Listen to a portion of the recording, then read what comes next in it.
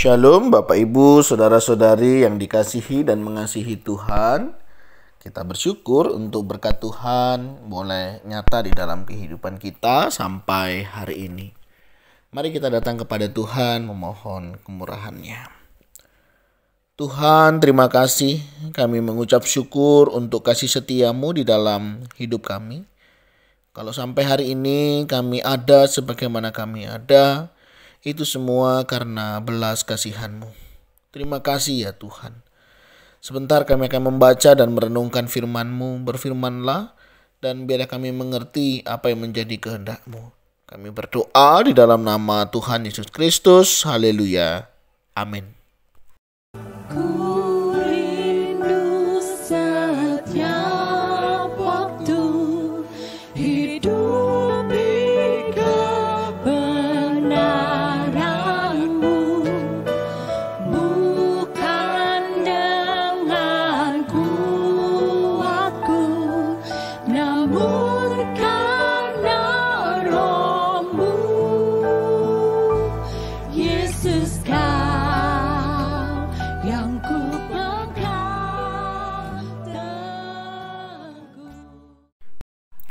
Ayat firman Tuhan terambil dari Matius 18 ayat 15 sampai 20 tentang menasihati sesama saudara.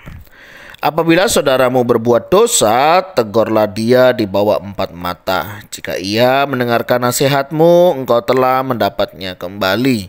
Jika ia tidak mendengarkan engkau, bawalah seorang atau 2 orang lagi, supaya atas keterangan 2 atau 3 orang saksi, perkara itu tidak disangsikan.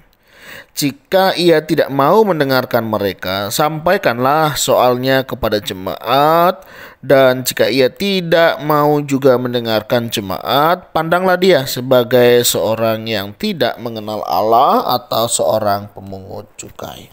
Aku berkata kepadamu, sesungguhnya apa yang kamu ikat di dunia ini akan terikat di surga, dan apa yang kamu lepaskan di dunia ini akan terlepas di surga. Dan lagi aku berkata kepadamu, jika 2 orang daripadamu di dunia ini sepakat meminta apapun juga, permintaan mereka itu akan dikabulkan oleh Bapa-Ku yang di surga. Sebab di mana 2 atau 3 orang berkumpul dalam nama-Ku, di situ Aku ada di tengah-tengah mereka. Amin. Demikianlah firman Tuhan, mari kita merenungkannya. Bapak Ibu Saudara, pernahkah Bapak Ibu membaca sebuah tulisan, misalnya di sebuah rumah makan, begitu ya? Jika Anda puas, beritakan hal ini kepada teman. Jika Anda tidak puas, beritakan hal ini kepada kami. Satu slogan yang menurut saya cukup menarik. Kenapa saudara, ketika ada sesuatu yang kurang pas, memang lebih baik kita langsung menyampaikan kepada orang tersebut, begitu ya. Dan jika kita puas, tidak ada salahnya untuk kita boleh menceritakan bahwa makanan itu enak, sehingga orang lain bisa mendapatkan rekomendasi yang baik dari kita. Nah, bukankah harusnya demikian juga ketika kita menjalin sebuah persahabatan, pertemanan, atau sebuah relasi? Jika kita tahu teman kita, saudara kita, keluarga kita berbuat salah, harusnya kita berani menyampaikan apa yang menjadi kesalahan mereka. Bukan justru menceritakan kepada orang lain, sehingga orang lain pun tahu dan akhirnya memiliki sikap yang sama seperti kita, menceritakan keburukan orang lain, yang tentunya tidak menolong orang lain untuk bisa memahami apa yang menjadi penyebabnya. Nah, tetapi saudara, sebagaimana firman Tuhan hari ini mengingatkan, apabila saudaramu berbuat dosa, tegurlah dia di bawah 4 mata. Ini mau mengingatkan kita, jika memang ada kesalahan, baik teman kita, saudara kita, keluarga kita, tegurlah dulu 4 mata. Sampaikan kepadanya bahwa ada sesuatu yang mungkin kurang tepat, ada sesuatu yang mungkin salah. Kenapa saudara hal ini perlu dilakukan? Paling tidak untuk kita, satu, klarifikasi. Benarkah bahwa hal ini dia yang melakukan? Benarkah bahwa kamu begini karena itu? Paling tidak saudara, dengan kita memahami kenapa orang lain melakukan itu akan menolong kita. Sehingga kita bisa memahami bahwa apa yang dilakukannya cukup beralasan. Dan bukan justru membicarakan hal itu kepada orang lain. Karena apa? Karena belum tentu orang lain bisa memahaminya. Dan jika ia mendengarkan nasihatmu, engkau telah mendapatnya kembali.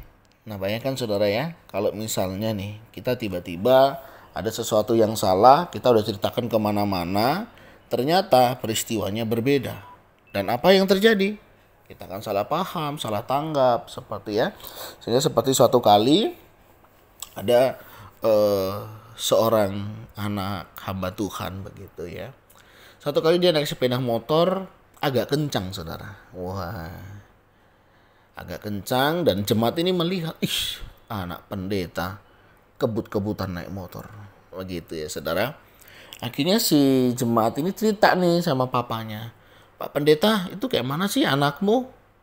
Kebut-kebutan, gak memberi contoh yang baik sama jemaat yang lain. Wah, kayak mana ya saudara ya, pendeta diomongin anaknya gak jadi contoh. Ya naik juga gitu ya saudara ya. Akhirnya setelah anaknya pulang begitu, dia marah-marah sama anaknya. Dia kasih tahu, kamu ini ya anak hamba Tuhan. Wah, begitu ya saudara, biasa kayak gitu ya.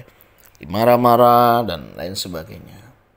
Sampai anaknya ya nangis begitu ya, karena tidak tahu fakta yang sebenarnya. Sampai satu kali si anak ini akhirnya berbicara, Pak, tahu nggak? Kenapa tadi saya naik motor memang agak kencang? Ya memang nggak tepat sih, memang nggak tepat ya. Tapi papa tahu nggak alasan di belakangnya? Kenapa? Kata papanya. Saya itu nggak enak perutnya Pak. Jadi pengen cepat-cepat sampai rumah supaya saya bisa membuat perut saya itu jadi enak. Waduh saudara, papanya nih yang menyesal ya.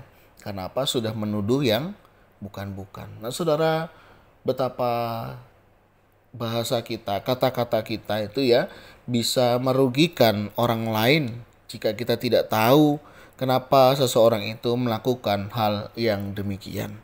Justru bisa jadi orang bisa terluka, orang bisa merasa tidak nyaman dan lain sebagainya hanya gara-gara perkataan kita menuduh orang lain yang bisa jadi tanpa sebab atau tanpa sebuah alasan. Kadang kita tidak bisa mengerti saudara apa yang orang lain alami tanpa kita benar-benar mengerti dan mengenal orang tersebut. Dan ketika kita menceritakan sesuatu yang salah, itu ibaratnya ya saudara, paku yang ditancapkan di sebuah papan. Memang ada kata maaf mungkin ya, aduh sorry ya, tak pikir kamu lagi apa dan lain sebagainya. Tapi ketika paku itu dicabut saudara, masih ada bekas di sana. Permintaan maaf bukan berarti menyelesaikan sebuah masalah. Ya mungkin perasaan itu bisa dimaafkan. Tetapi luka atau bekas yang tertancap itu tetap akan membekas. Oleh sebab itu hati-hati ketika kita menuduh seseorang, menceritakan sesuatu yang tidak baik tentang orang lain tanpa kita mengerti apa yang dilakukannya. Nah seringkali cara pikir kita bisa demikian ya saudara ya. Nah oleh sebab itu penting sekali ketika kita tahu ada saudara kita berbuat salah. Kalau ini udah jelas ya saudara ya, ingatkan dia di bawah 4 mata. Dan ketika dia mau mendengarkan, ya berarti sudah selesai. Tidak perlu kita ceritakan kepada orang lain dan orang lain tahu apa akan kesalahannya. Tetapi saudara ketika dia tidak mau mendengarkan, ya nggak ada salahnya untuk kita bawa 2 orang lain ya menjadi saksi atau sebagai penasehat. Tidak langsung menyebarkan juga kepada orang lain. Ini yang perlu kita jaga saudara. Dan kalau dia tidak juga mau mendengarkan, nah baru kita hadapkan kepada jemaat. Kalau nggak mau juga ya sudah, kita serahkan kepada iblis. Nah saudara, hal ini penting sekali di dalam kehidupan kita. Kenapa saudara? Karena berbicara tentang menasehati dibutuhkan hikmat. Ya, maksud saudara baik itu betul, tapi juga harus dengan cara yang baik. Karena kalau maksud baik, caranya nggak baik, juga bisa jadi salah saudara orang menerimanya. Begitu ya. Jadi ini penting sekali di dalam kita menjadi nasihat buat orang lain. Nah menarik saudara di kalimat ayat terakhir, sebab di mana 2 atau 3 orang berkumpul dalam namaku, di situ aku ada di tengah-tengah mereka. Hari ini mau berbicara mengingatkan kepada kita bahwa apa yang kita perkatakan, apa yang kita diskusikan ketika saya dengan teman, begitu ya, saudara dengan teman, itu Tuhan hadir di sana loh saudara. Ya. Tuhan mendengar percakapan kita. Tuhan tahu rencana kita, apa yang mau kita lakukan, apa yang kita katakan tentang orang lain, apalagi ya. Tuhan ada di sana. Bagaimana perasaan saudara? Oleh sebab itu saudara dibutuhkan hikmat ya di dalam menyelesaikan setiap masalah. Selesaikanlah masalah tanpa masalah. Nah, ingat iklan apa gitu ya. Tapi inilah saudara di dalam kehidupan kita yang memang harus kita pahami sehingga maksud kita yang baik dapat dikerjakan dengan cara yang baik. Karena apa? Hasilnya paling tidak akan jauh lebih baik. Nah, mari saudara kita selesaikan setiap masalah tanpa masalah yang tentunya ini akan menolong baik kita maupun orang yang kita tolong. Sehingga kebenaran firman Tuhan bisa tersampaikan, orang lain bisa berubah. Coba saudara udah salah kita omongin, belum tentu orangnya lebih baik. Karena bisa jadi orang itu akan jauh lebih memberontak. Yang tadinya dia tidak mau melakukannya. Tetapi karena sering diomongin, sering dituduh ya, padahal dia tidak melakukannya, bisa jadi orang itu menjadi pelakunya. Karena daripada tidak, udah dituduh ya udah sekalian aja. Nah itu yang bahaya. Kita tidak menolong mereka, tapi justru kita sedang menjerumuskan mereka. Oleh sebab itu saudara, mari ketika kita menasihati, kita nasihati dengan baik. Maksud saudara sudah baik. Oleh sebab itu sekalian, caranya juga harus baik untuk mendapatkan hasil yang baik. Nah, sebagai kita yang mungkin yang bersalah ya, bisa jadi kita yang bersalah bukan? Saat ada orang menasihati atau mengoreksi diri kita, terbuka, nggak masalah ya. Kalau itu baik kita ambil. Kalau sesuatu itu yang nggak baik ya nggak harus diambil juga begitu ya.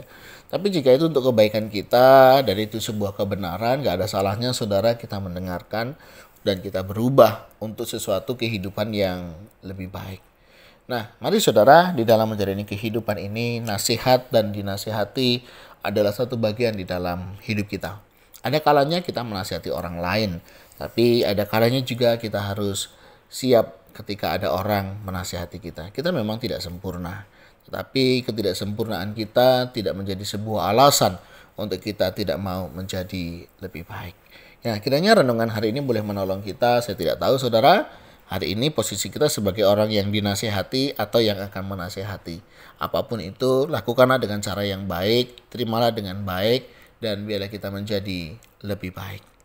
Tuhan, terima kasih. Kami bersyukur ada orang-orang yang peduli dengan kami. Mereka memperhatikan hidup kami, pola kami di dalam menjalani hidup. Kami bersyukur ketika mereka juga mau menasihati kami ketika kami bersalah. Kami sadar kami tidak luput dari kesalahan. Kalau orang lain bisa berbuat salah, kami pun juga bisa berbuat salah. Tuhan, tolonglah kami untuk menjadi lebih baik. Kami sadar kami memiliki kelemahan, tapi biarlah kami juga hidup menjadi lebih baik.